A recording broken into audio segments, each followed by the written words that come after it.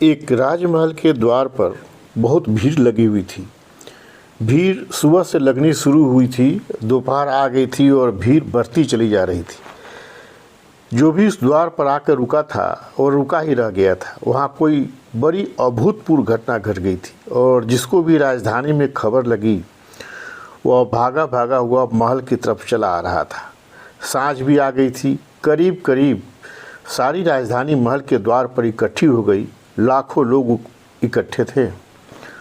उस द्वार पर सुबह सुबह एक भिक्षुक आया था और उस भिक्षुक ने राजा से कहा था, मुझे कुछ भिक्षा मिल सकेगी। राजा ने कहा, कोई कमी नहीं है, तुम जो चाहो मांग लो। उस भिखारी ने एक बड़ी अजीब शर्त रखी। उसने कहा, मैं भिक्षा तभी लेता हूँ जब मुझे यह आश्वासन मिल जाए, यह वचन मिल जाए कि मेरा पूरा भिक्षा पात्र भर दिया जाएगा। मैं अधूरा भिक्षा पात्र लेकर नहीं जाऊँगा। तो यदि यह वचन देते हो कि तू मेरा पूरा भिक्षा पात्र भर दोगे तो मैं भिक्षा लूँगा, अन्यथा मैं किसी और द्वार पर चला जाऊँगा। ऐसा शर्त वाला भिखारी कभी देखा नहीं गया था और यह शर्त कोई इतनी बड़ी भी न थी कि राजा के द्वार से उसे लौटना पड़े। राजा हंसा और उसने कहा, तुमने मुझे क्या समझ रखा है? क्या मैं तुम्हारे इस छोटे से भिक्षा पात्र को न भर सकूंगा? शायद तुम सोचते हो कि मैं धन धान्य में कुछ कम हूँ और एक भिखारी का भिक्षा पात्र भी न भर सकूंगा। उसने अपने वजीरों को कहा कि जाओ और अन्न के दानों से नहीं बल्कि हीरे मोतियों से इसके भिक्षा पात्र को भर दो। उसने कहा, शर्त मुझे स्वीकार है। राजा हंसा यह कहकर, लेकिन भिखारी भी हंसा। उसने कहा, एक बार फिर सोच ले, क्योंकि न मालूम कितने लोगों ने यह शर्त स्वीकार की है और वे इसे पूरा नहीं कर पाए। राजा ने कहा, कैसी पागलपन की बातें करते हो?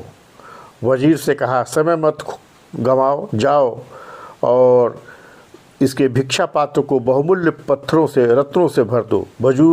वजीर बहुत से हीरे मोती लेकर आया। उस राजा के पास कोई कमी न थी हीरे मोतियों की, अकूत उसके खजाने थे और उस भिखारी के भिक्षा पात्र में डाले।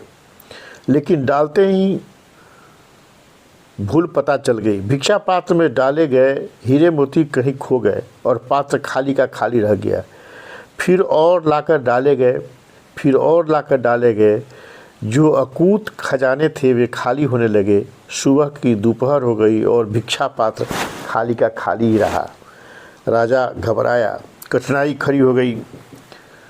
वचन दिया था लेकिन न मालूम कैसा था वह भिक्षा पात्र। सांझ हो गई। राजा भी अड़ा हुआ था कि भर देगा उसे, लेकिन राजा भी छोटा पड़ गया। भिक्षा पात्र बहुत बड़ा था, वह नहीं भरा तो नहीं भरा और सांझ आके राजा को उस भिक्षुक के पैरों पर गिर जाना पड़ा और माफ़ी मांग लेनी पड़ी। उसने कहा, मुझे माफ़ कर दे, मुझसे भूल हो गई, लेकिन मैं यह पूछना चाहता हूँ और यह उत्तर मिल जाएगा तो मैं समझूंगा मैं माफ़ कर दिया गया, आपने मुझे माफ़ कर दिया। यह भिक्षा पात्र है क्या?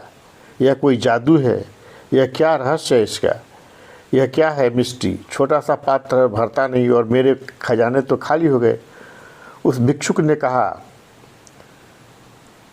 उसने कहा, न तो यह कोई जादू है नहीं कोई रहस्य। मैं एक मरघट से निकलता था, एक आदमी की खोपड़ी परी मिल गई, उससे ही मैंने भिक्षा पात्र बना डाला। मैं खुद ही हैरान हो गया, यह भरता नहीं है।